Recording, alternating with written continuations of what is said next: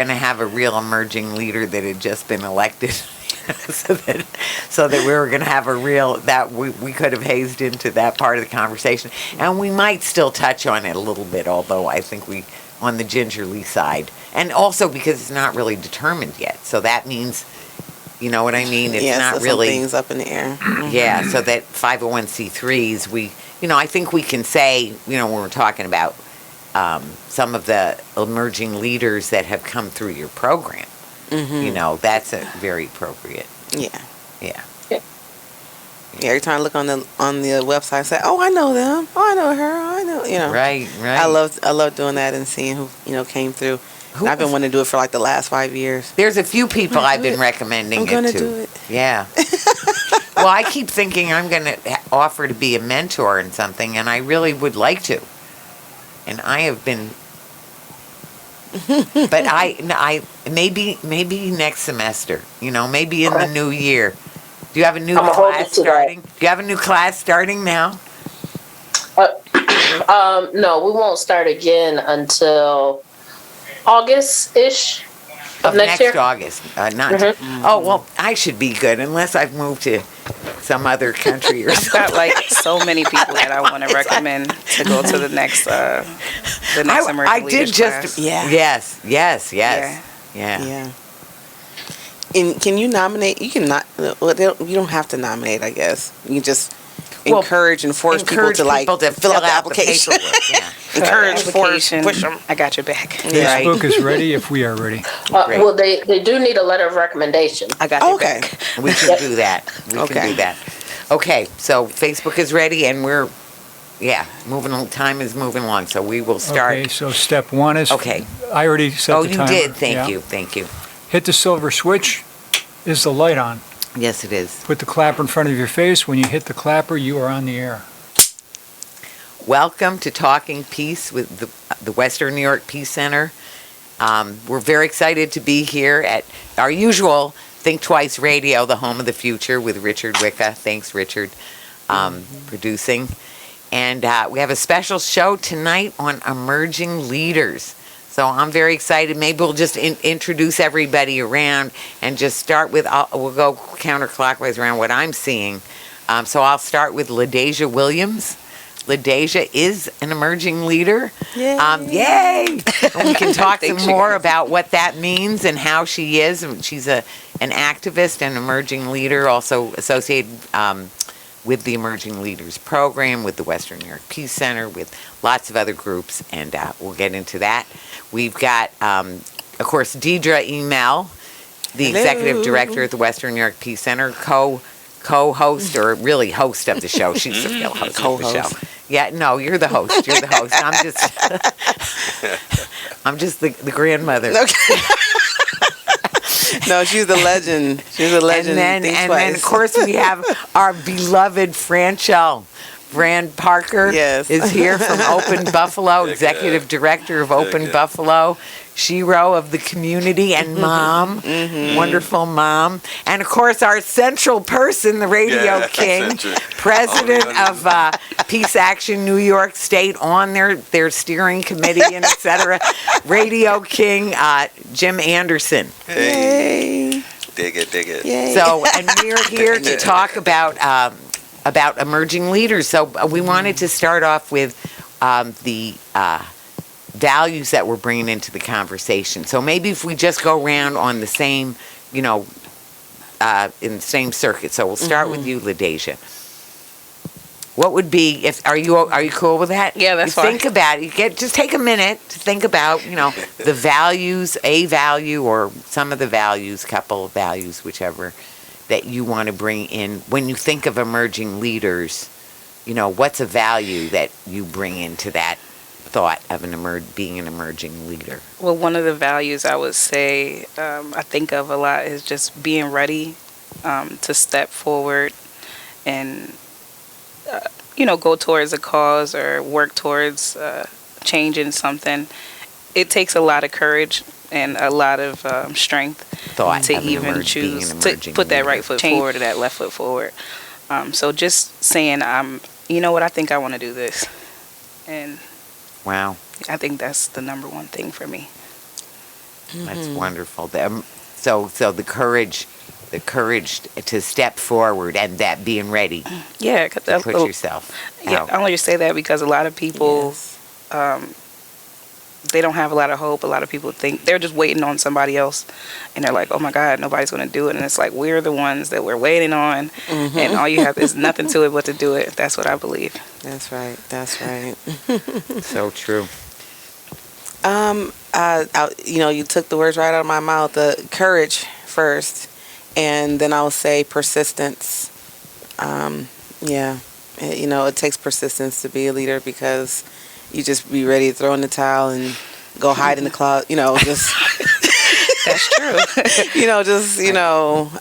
just protect yourself and don't put yourself out there anymore when things get rough and so on. So I'll say persistence.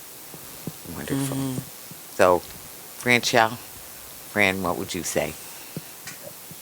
Discipline and love. Yes.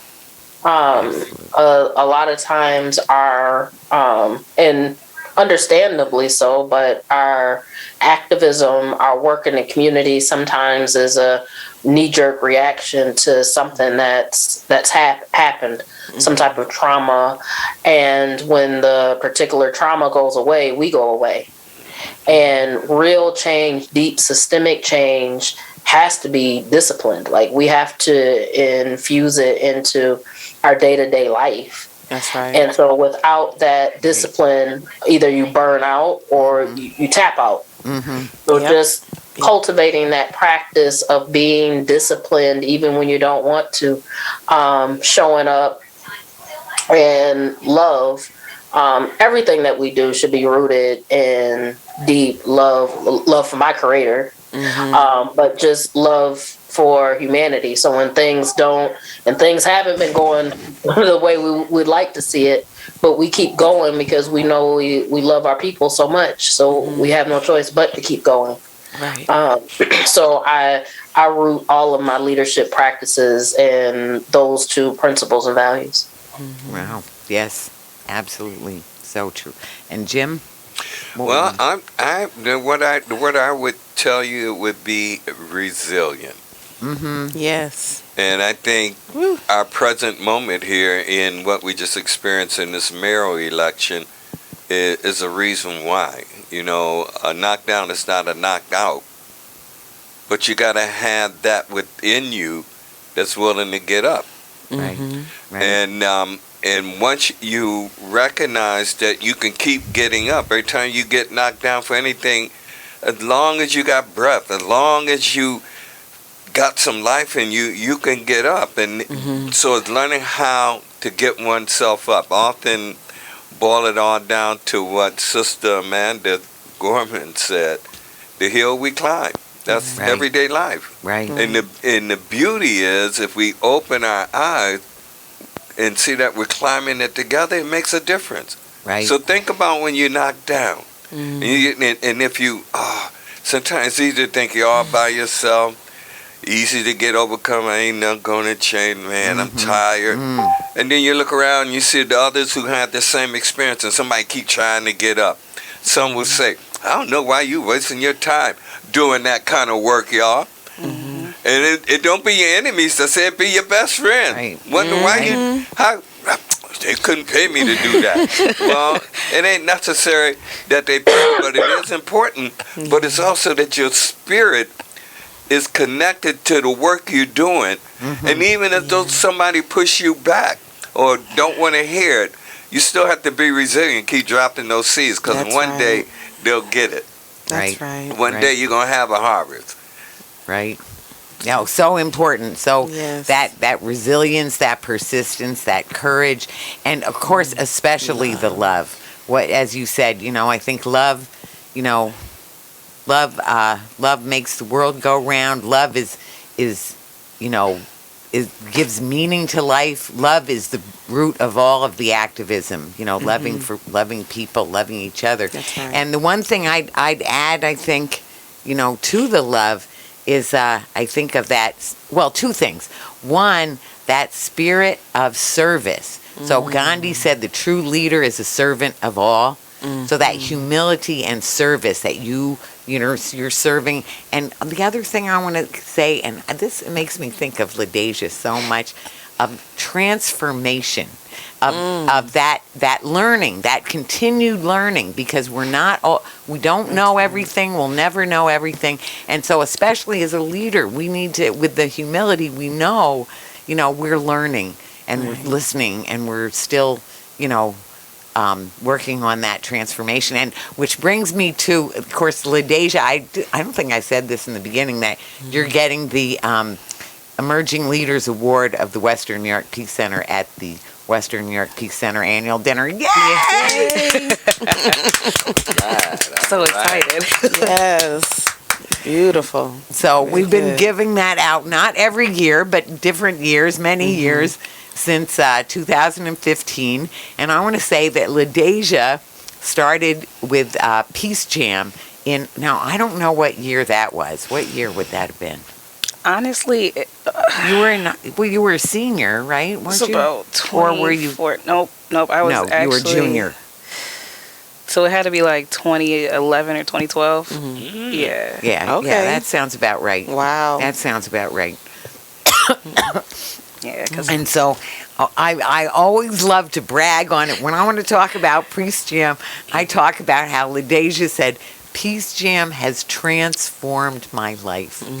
That's true. Like, oh, my heart. Yeah, it's true. So what was it about PeaceJam? And then I want to say, let me just add that since then, first of all, very not coincidentally, Ladaisha is also graduating from the Emerging Leaders Program this weekend, or next weekend. It's coming up. Yeah, coming up.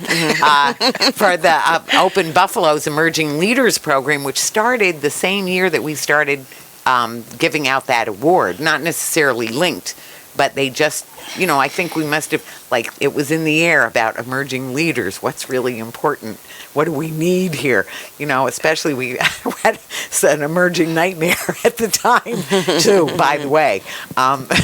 It was just, he who shall not be named was beginning to sort of around. But that now you're involved in so many things and, working with the urban leagues.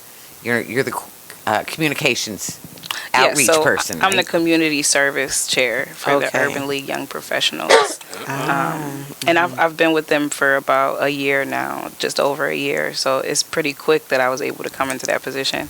It's really great. So what happened at PeaceJam?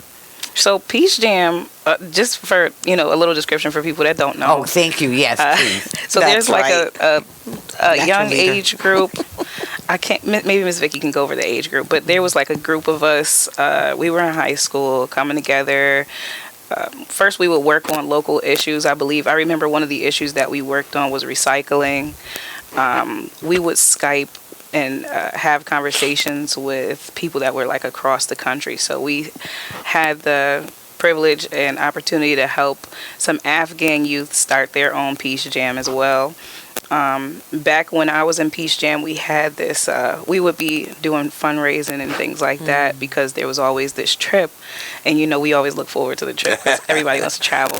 Yeah, but it was my first time going to Connecticut. We got to stay at UConn for the weekend and we would meet some great activists. This woman, was her name Betty Wright? It was. Oh, Betty White. Betty White. Right. She was an amazing woman. I'll never forget that. But we had a project that we would work on. We let them know about our recycling. There was a lot of different groups from, the region coming to present their projects. But it was just, and it's crazy because back when I was younger, I was just having fun. I was just getting to hang out with people my age and doing something different, getting out the house. But now that I'm older and I know what it is to be an activist, I'm like, hey, I was an activist back then. So it's pretty sweet. That's right. Yeah. Well, I want to say Betty White, just by the way. Betty White. Betty White is a Nobel Peace Laureate. And PeaceJam has 14 Nobel Peace Laureates on the board. And when they were doing, which they still do some, but not as much, these conferences, they used to have a regular one that was either in Massachusetts or Connecticut that we went to every year. and they would have a laureate there. So Betty White was the laureate there, and she and Marie McGuire got Nobel Peace Laureate from their work in Northern Ireland as, Catholic and Protestant women who had had enough with the violence, and so they worked together to get them to march together and to, build some peace in Northern Ireland. Wow. So anyway, so she was there, and she listened to people's projects, have any suggestions that she had, and was that the year that we got stranded? That was the year we got stranded. I thought it was. Yeah, so it ended up pretty being fun for even me. longer. Yeah, everybody loved that. Wow. No, because the vehicle that we came in broke down, so we had to get it fixed. Yeah, and that was when we also went and saw animals, because they had an animal husbandry program. It was all fun for us. Yeah. We were children. We were just glad to not be home. It was amazing. Even to get to see UConn, beautiful. Like, wow, a college, a real college. It was amazing. And the Afghan peace, I'll just say, our Afghan friends, that we are still working with now, and I'm not going to get too sidetracked into that very big and very crucial and heartbreaking, or at least difficult conversation right now, but that you all brought them in, brought them into the PeaceJam fold, which is really going to be hopefully one of the things that helps them now when they're struggling so hard. Yeah. That's one of the things that makes you so unique as an emerging leader, these earlier experiences. I mean, just listening to and the beauty of those experiences, that's what happens with young folks when you take them beyond the block. That's right. When they can see, that's world look different there. Things going on different. That's right. And the beauty of that for me is that while you have been exposed to such a program as emerging leaders, I mean, what an opportunity to be in something like that. And I think just the title of the program is inspiring. It also puts a different view on everybody who's participating in that, because when you hear emerging leaders, you think, these are some young folks that can bring something, and you have expectations. And you know what? I think people in the program rise to it. You can't have that kind of title and not rise to it. That's true. But they don't just rise to it because they got the name, but the kind of programmatic features that expose them to things to fill it up, give them the juice to make their radiance come out. It's just powerful. And that's the other thing that's so important to leadership. Franchelle, a leader leads. I mean, leading, they're not to do everything. Right. They're to help deposit the stuff they know to do into others multiple lead. That's right. Because with so many people getting on the lead, it lightens it up. That's right. Absolutely. I equate it to, everybody likes to talk about how do you eat an elephant. And the classic response is one bite at a time. Right. Yeah. And you know what I like to say? When you got a group of folks. Right. And you because the elephant is the problem.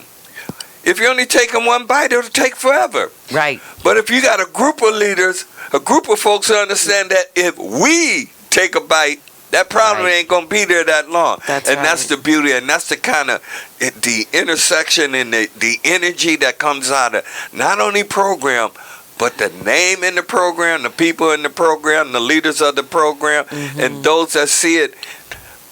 I mean, I get juiced by it. I mean, and the thing about it, as emerging leaders, people don't need to think, we go in there and tell them something. They already pack it. They already they already see stuff. You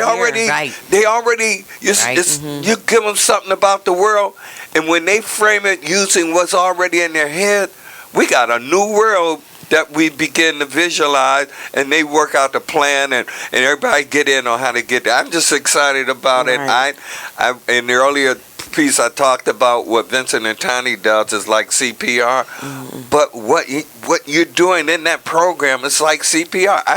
I get juice about it. I want to hang out with them. I want to be where they at when opportunity. I don't want to mess with, I want to get in the way. But I want to be in the room because watching them grow, what a glow, what a glow, what a glow, and what a good feeling for those. If you're losing hope, if you're wondering if we got something there, check them out, and they bad. I can't say the rest of that. It's so funny that you have that connection to the name, because the emerging leaders name I always struggle with. I'm like, should we rename it? Because it doesn't, like, people come into the program and, like, when you say emerging, like, you're insinuating that that you're waiting for an arrival of something. That's true. Right? That's true. But from what I've known of Ladaisha, and I've just kind of seen you for the first couple of years, you've always been leading. Like, you were leading at the African Heritage Food Co-op, like, and like even before the Emerging Leaders Program, when you came to me and said, look, like, we have to do something about violence in our community. I've never stepped into that space before. I don't know how to organize an event, but nobody else is doing it, and I need to step up. That is what leadership looks like. That's like, you don't have to go through a program. You don't have to receive a certification in something. Like, it's just regular people, regular folks stepping up, doing what needs to be done. And so, like, that's why you hold such a special place in my heart, because that's what you've been doing. You've just been stepping up, holding it down when no one else is doing it, and figuring it out. And that's what we're all trying to do, like, regardless of if you're an emerging leader or if you're an ED, like, nobody knows what to do. Like, we just see hurt, and we see hurt in the community, right? And we're trying to figure out how to do CPR. And I think that was a great example. Like, we're trying to stop the hurt, right? And that's what you've been doing. So I can't think of a better recipient for the Emerging Leaders Award this year. So congrats, son. Yes. And may I add, there's two things going on here. We have Franchelle Hart of Open Buffalo, where we have the Emerging Leaders Program, and then you have the Emerging Leaders Award that the WNY Peace Center gives out almost every year. So, these are coming from from different parts of the community that is trying to lift you up and put you, we are all supporting you, and we have your back, and with all of our emerging leaders, we have your back. And but I just want to make sure people knew that Open Buffalo is doing this program. Jillian Hanesworth is now running the program, and she was one of our poet Laureate. She is our only Buffalo poet. And for our annual dinner last year, she got the Ultimate Activist Award, and when we had Cornell West. So again, it's a family, it's a community, and when we are a community, we commune and work together. So I just, I'm very proud of you. It's my first time meeting you in person, but I've heard so many wonderful things about you. So I'm really honored, to be on this program with you today. You can feel you. You can feel your aura. And Franchelle, you just said something that made me think about, as she said, see, there's no lockdown in Open Buffalo. But it made me think about, what you do? It provides an incubator for them to just open up. They encourage you. They don't say you got to do it. They just find a way to be lifting of you. That's why I want to do shoulder work. Look, we all stand on the shoulders of those who've gone ahead. But I'm part of that, where we need to be doing the shoulder work to help keep lifting. Yes. And man, I have to tell you, I'm tearing up inside with joy, because it makes me think about, I've heard plenty of time when these young folks, they don't want to do nothing. They don't care about nothing. On both levels, every level, they showing us. In that new world, we need to get to. We don't get there. I'm going with them. Well, one of the things I love about what's been coming out of this, and we didn't mention it as a value, and yet it is very much what we're talking about, is that collaboration. Yes. Right? So the emerging leaders, so first of all, you have a class of what, 30 or 20 or however many you have every year that go through this program.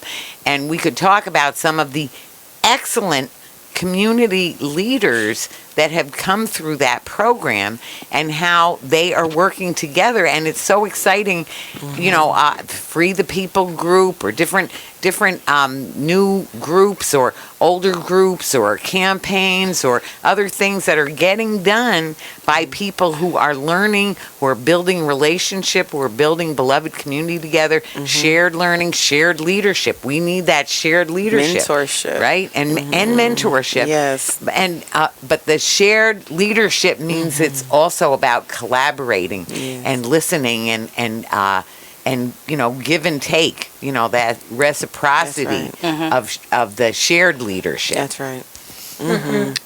Yeah. So why don't you tell us some of the graduates that you've had? I want to mention, first of all, one that has been, very much on some people's minds in Buffalo, that India Walton came through your program.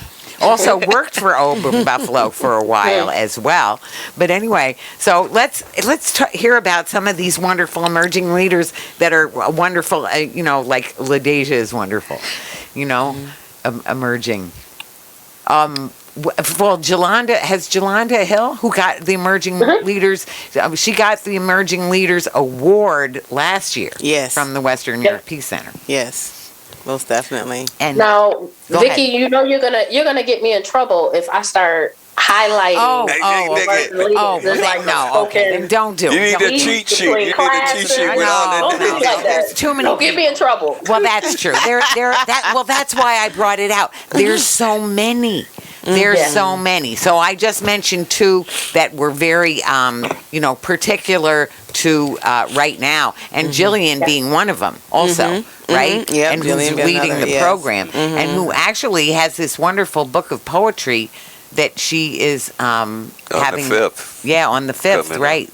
Yep. But Open Buffalo got it, in sports they use the term, how deep is the bench? Meaning how many people they got on the team that they can send in when the bench is endless with them. I mean, because they got players, they got mentors. Listen, right? And the board, this is what I'm saying. And previous graduates. People need to understand the wealth and the power that is there. You know what it's like when we talk about clean, renewable energy? This is a human piece of it. Because you're looking at the kind of energy that's coming out that's been harnessed together. That's like solar energy. Good for you. What they learn, their skills that they bring, their commitments, and their willingness to practice it, to put it in play. I mean, that's what we need. We need people who are willing to try something. You can't just sit there. Even the good books say, you can't just, when you, not to go there on everybody, but when you've been picked up and saved, you're not picked up and saved to sit down and watch.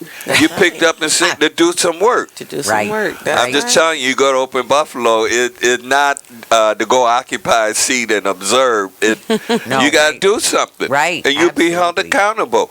The same way that if something good and great wasn't coming out of Open Buffalo through emerging leaders, people looking, well, Franchelle, what's going on? Why are you over there? I'm just saying. Right. Clear. That's right. Well, it is wonderful to see. It is wonderful. And maybe we it's definitely is of value. But when we talk about leadership and ensuring that we're not doing professional development, everybody needs professional development. Don't get me wrong. Sure. If that's what you need in your life, pursue that. But this is an investment in you so that you can invest it back into the community. Right. And so just being very clear and intentional about that. And the value of, in addition to that, but the value of needing to build other leaders under you. Yes. And so when we talk about shared leadership, that's what it is. Like underneath me, we should be creating the next generation of executive directors and deputy directors. Right. And constantly thinking about what is my succession plan. I plan to retire early. Somebody said lock the door. Don't let her out. Just put that in there, right? But that's been the problem with our movements. Like, we rely on one or two charismatic leaders, and we lack the infrastructure.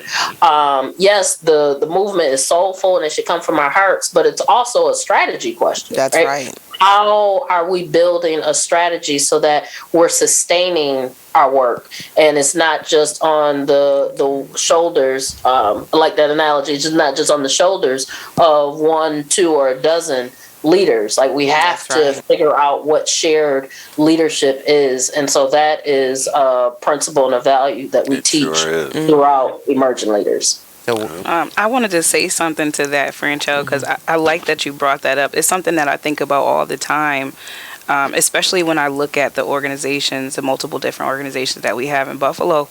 I think that sometimes sometimes people forget to think about the passing of the torch. Like, eventually, isn't that what we want to get to? You know, we're not just doing this just to be doing this, are we? You know, so I think that that's something that everybody should be thinking about. Who's paying attention? Who are you inspiring? Who's going to be next? Who's going to take the torch? And the fact that you've got something in place that actually just, man, not to compare it to anything industrialized like a factory or anything, but you got them pumping out. Like, you're ready. You already looked at the challenge. You spoke to the challenge, and it's not even a challenge anymore. Now it's like you got to take your pick when it's time for you to retire. That's a beautiful thing. Yeah, it's a natural change. I mean, and like I said, the layers like that are, each layer is like, I often say they're the bearers of the new knowledge, the new skills. See, because a lot of them, oh yeah, well, when I went to school, that was fine, good. Well, guess what? We got some people who are coming out of school now who got the newer insights and techniques and know how to apply them. Let's learn, y'all. But, you know, if you don't move out of the way and give them a path and an opportunity, they should not come in the organization. Everybody won't, well, when do you get a chance? You can't move up there. They're going to be, look, all of us should take a point from Franchelle. Plan to retire early. That's just from work. That don't mean doing the work from that, holding those positions. That's what, you know. We should get out of the way. You know, we should let them do things. They're not. They're not the little kids forever who no, hold on. But sometimes we treat them like that. Yeah, they should be beside us, and so, you know, we want to just encourage everyone to, you know, to come out and support our new emerging leader at our annual dinner. November 12th, next week already. And support Open Buffalo, support, you know, the Peace Center, and you know, organization exists for a reason. You know, even though we have community and individuals, organization helps to build those systems that we need to manufacture new and upcoming leaders. Well, and I mean, I'm surprised that we've gotten this far in this conversation that, I mean, I just did that. Of stepping aside. So I want to say we have our, you know, our new executive director. Hey, I was wondering why you was eyeballing me. I was like, what is she going to say? Well, because I can't believe you're not thinking of that. Because I have been very conscious of it, and I used it very much. As I will just say, there have been some local issues lately where I have talked about the need for change and the need for stepping aside that you're just talking about. That is what we need about healthy, and it could be stepping aside, but it's also just about doing something different. So even one of the strategies when you have a team is that people all know how to do different parts of it, and they don't always stay in the same part. That they take turns doing the different jobs. Cross-training, exactly. Woo. That's the word. I love cross-training. And that it is so much a part of what we need in the community. Taking turns, people, what do I want to say? Breaking it up, sharing it. That's right. Changing it up. That's right. And watching them learn that sometimes, well, all the time, nobody's going to hand you the mantle. You have to not only show you deserve it and be prepared to take it, but I think like Deidra has. EmEl race is a classic example of about leadership. Right. We kind of stuck in that we get someone there stuck forever and get to lean in and get that we don't think nobody else can do it. We know somebody else can do it, but we get so comfortable that we don't provide a way. And I look around the nation and I look in other places that are helping their young rise up in the position. Every time I look at any kind of level of government, and I look at certain folks are lifting their youngs up, sitting in the room with older ones in our generation, been around a little too long. You're not kidding. Having to intersperse with them. I'm saying we got some young ones that not only can contend with them, that can lead them and do better. I'm just saying, back to leadership. Back to. So I want to add to that point. Also having a spirit of discernment too. Sure. Sometimes it's not time to retire early. No, sure. Vicki, even though you haven't been like a formal mentor for me, but like Vicki, you would force me to collaborate when I didn't want to. And I was able to seriously. Seriously, like it's hard. It's so hard, especially being a Black woman leading in this city. And people are talking about you, dragging your name through the mud, all this stuff. And like Vicki, you've always brought a spirit of collaboration, even when we don't want to hear it. Yes. So that's extra work. Like let me just do it myself. Right. So like we need, and we still need that. We still need that because right now, regardless of how, not to get too deep into the politics, but we are a city divided right now. Absolutely. And regardless of what happens, someone's going to have to still govern in the city. We still need emerging leaders in City Hall. That's We still and need everywhere them at else. multiple levels of government, right? So we have to. Vicki, you're not done teaching collaboration. That's right. And how all of us work together for the good and the peace of the community, right? Absolutely. So but when it's my time to retire early, I'm gonna do that, right? But just knowing when it's time and when it's not time, as a key component to leadership. So I just wanted to add that. Sure. And if I can add, I think that it's Vicki struggled, and I think she still struggles to say what position she's in now. Because you never stop leading. If leadership is a part of you, that's just what you do. If you're a teacher, if that's a part of you, you're going to teach no matter what. Or counsel, you're going to be a counselor till you're 97 because that's what you do. It's going to come out of you whether you have a group to do it with or one other person. But it's each one, for each person to take a bite of that elephant. Each person has to believe that their bite matters. And that takes each one telling each other, if you fight, then we can do this. So each one has to teach one. Each one has to counsel one. So I think that sometimes in this society, when we think of retirement, we think about, okay, well, you're done. Okay, see you later. We're just not going to see you on the scene anymore.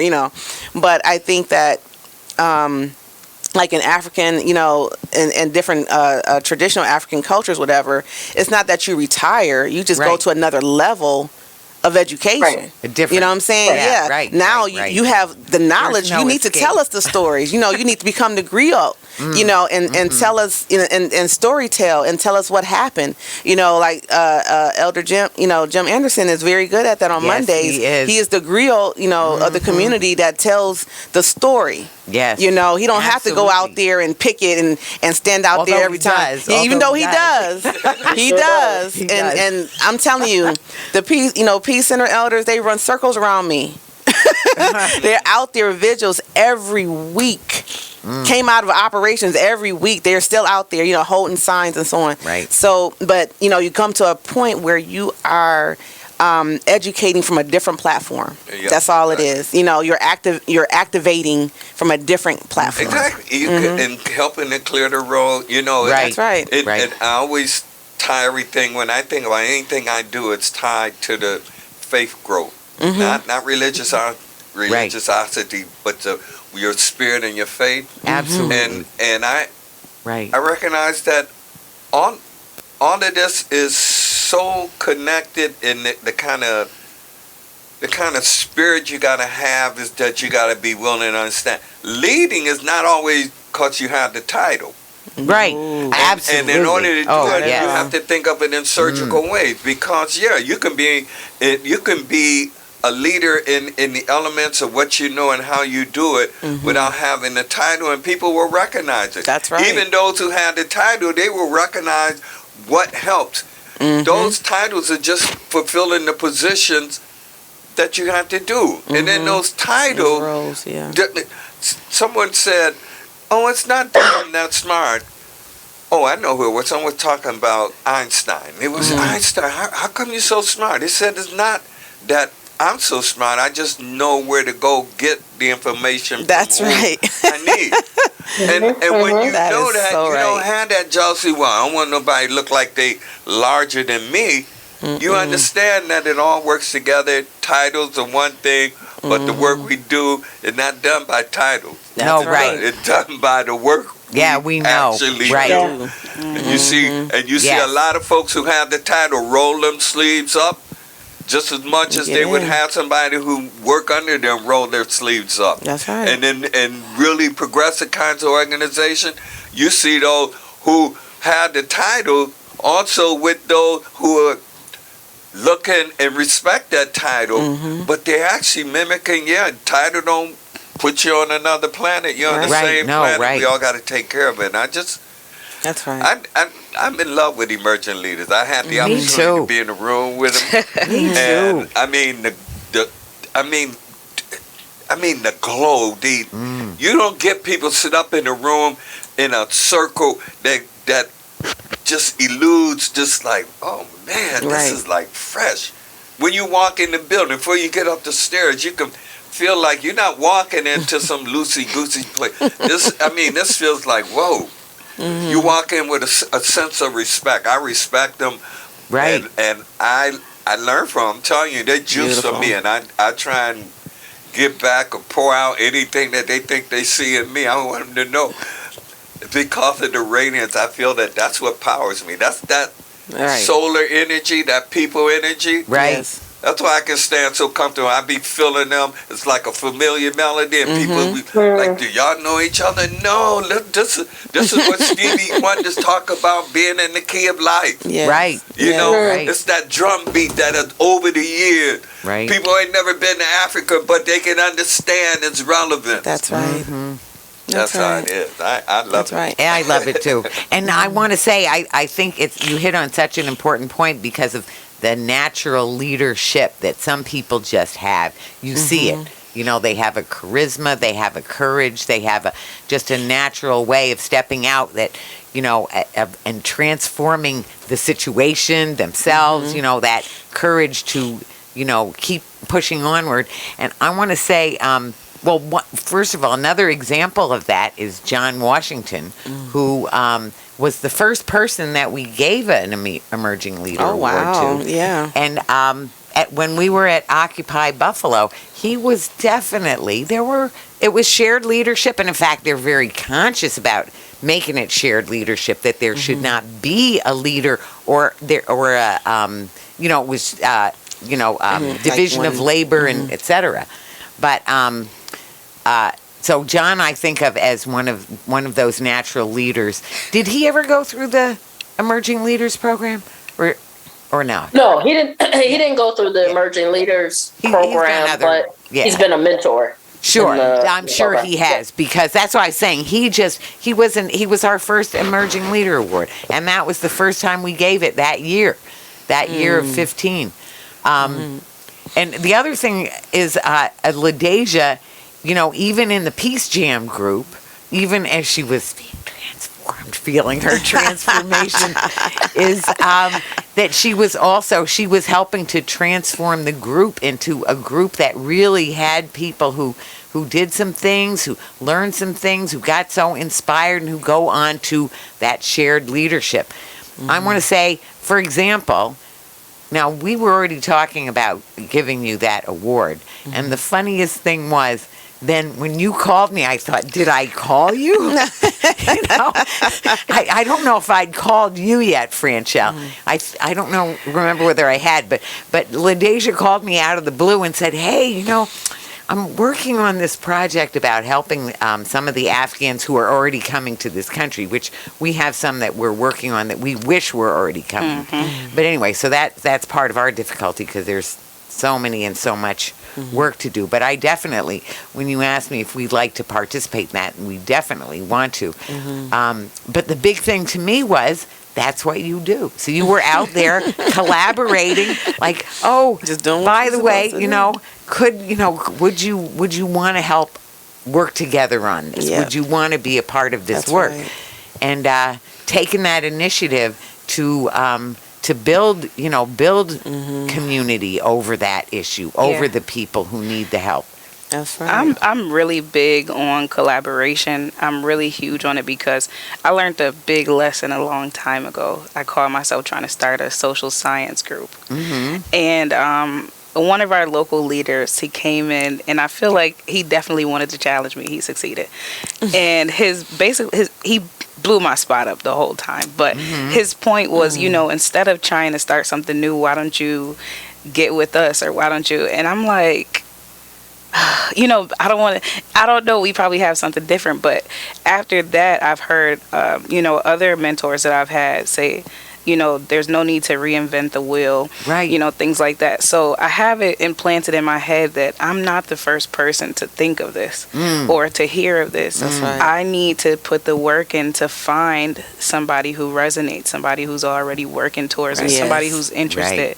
Right. Because, you never have to start alone. There's always somebody else out there that's ready. And so whenever I hear something, if I can't do it, or even if I can, I want to reach out like I did. Like, hey, me and Miss Vicki, we've done some Afghan youth stuff sometimes. Right. Let me see what she thinks about this. And I'm always doing that. I think of myself as like a beacon of information. I love to hear when somebody's in search of something, because I'm bound to know about one or two people that can help you. That's what I'm like. I can't think of the word, but it's come to me, I'll point you in the right direction. Right, sure. That's powerful. That's so beautiful.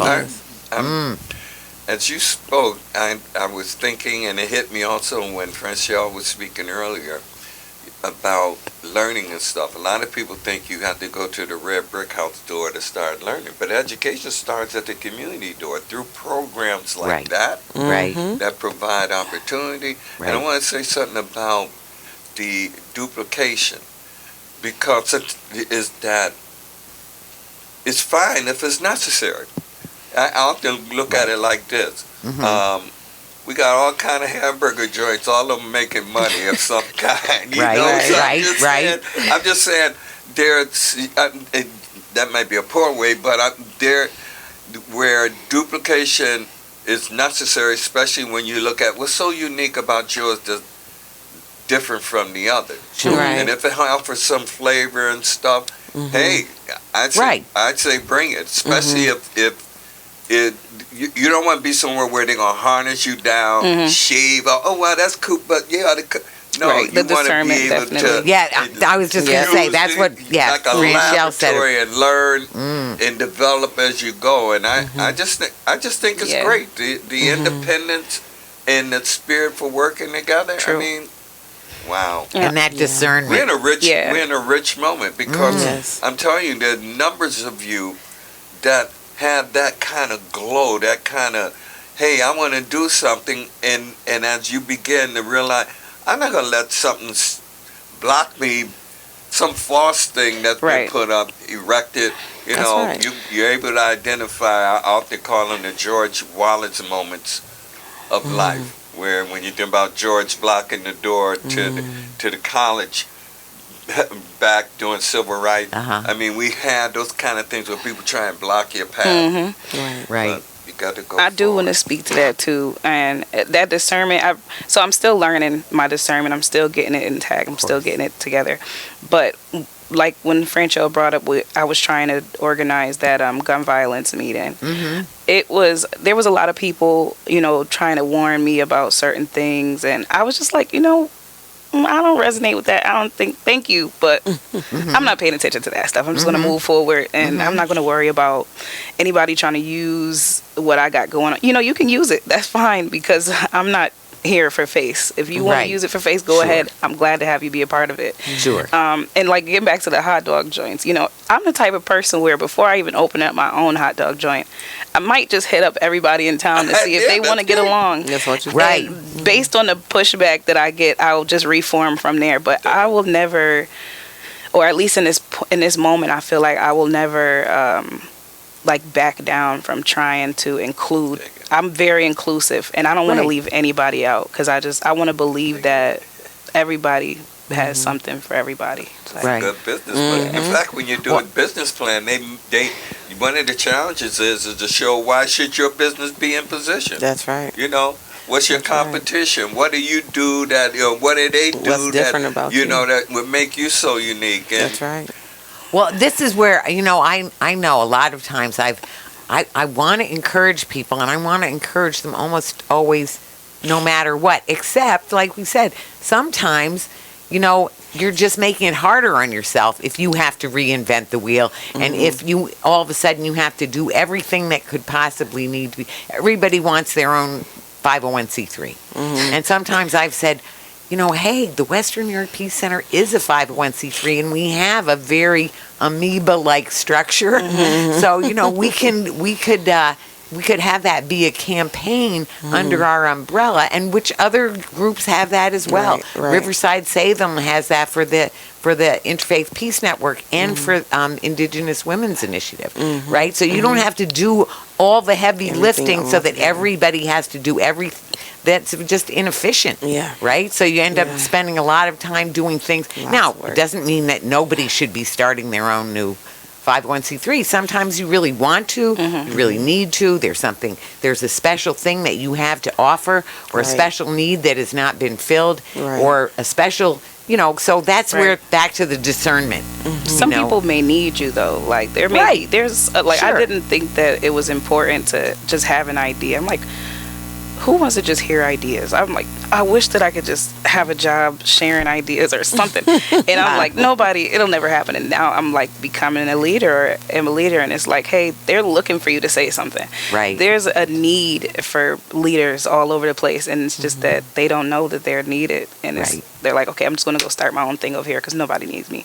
No, go and check, because somebody needs you. Need you. Somebody's like, you're it. Right.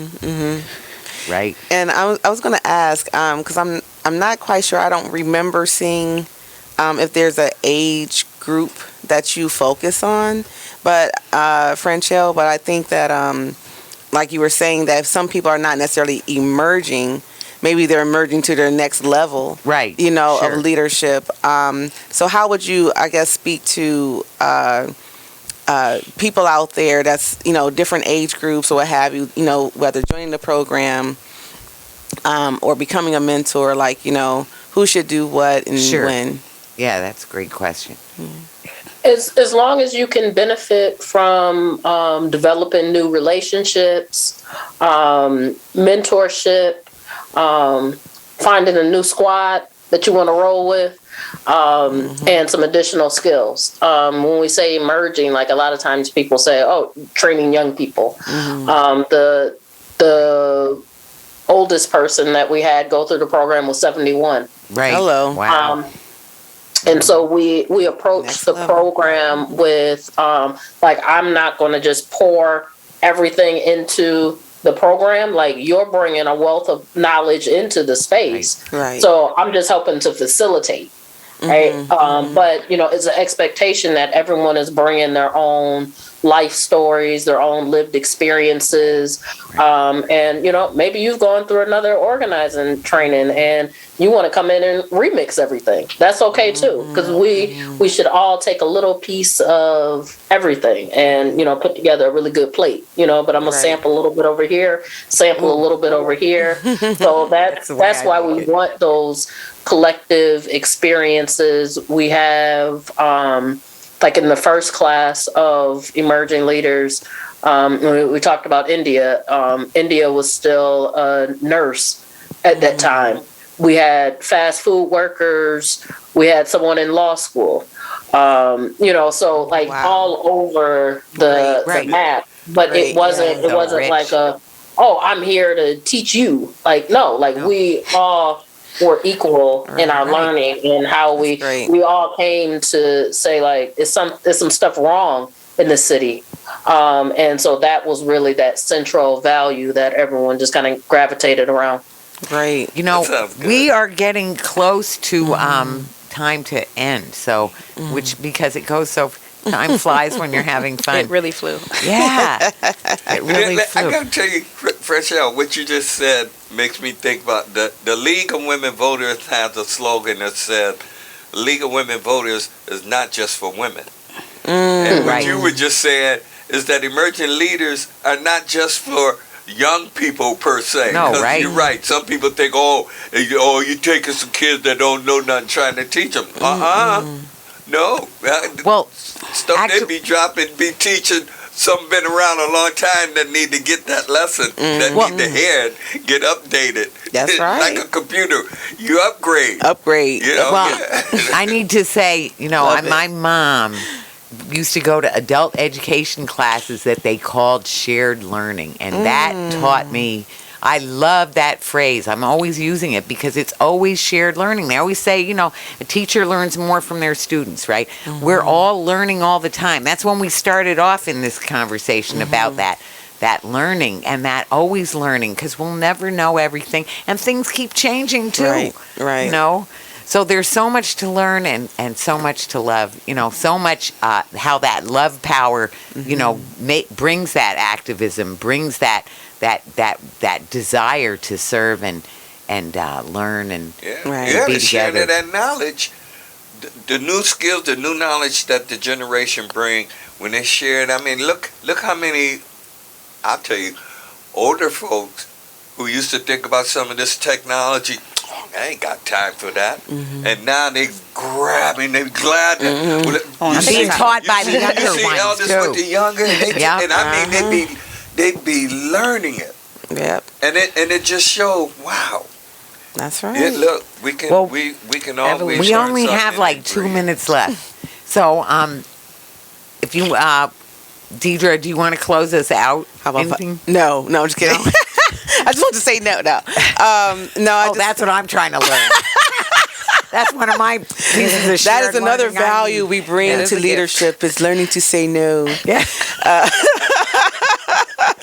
Value number one, know your priorities. So we just wanted to say thank you all. Thank you, Franchelle. Thank you, Elder Anderson. Thank you, Miss Vicki. Thank you, emerging leader Ladaisha.